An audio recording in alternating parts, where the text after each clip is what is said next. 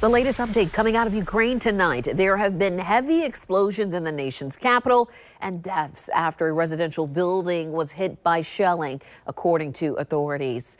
Tonight, Jacksonville's interfaith community held a prayer and peace vigil. News for Jax reporter Bree Isom joins us live. Bree, this event was meant to help educate the public as well?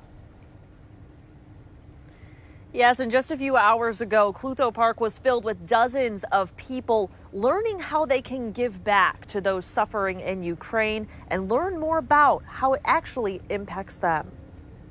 Vigil at Clutho Park on Monday night held to honor the lives lost and those who are still fighting for their lives in Ukraine. Gracious God, we thank you for the opportunity to gather this evening. We pray for the safety of all. 7 faith leaders from churches all over Jacksonville spoke at this vigil, including Reverend Anatoly Khadiv with the First Ukrainian Baptist Church of Jacksonville. Де горе прийшло на землю через цю агресію. Khadiv served as a pastor in Ukraine and is in direct contact with church members, friends, and family currently in the line of fire. You're worried about them. Terrible. It's a nightmare for me.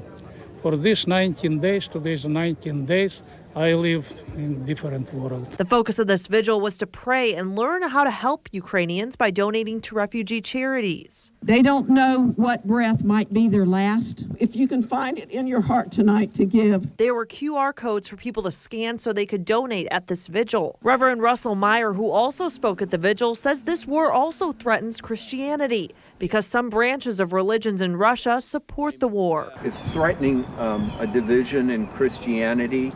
And many of us are praying that the Russian Orthodox Church and the Patriarch steps away from supporting the war. A prayer for peace in Ukraine, all the way from Jacksonville.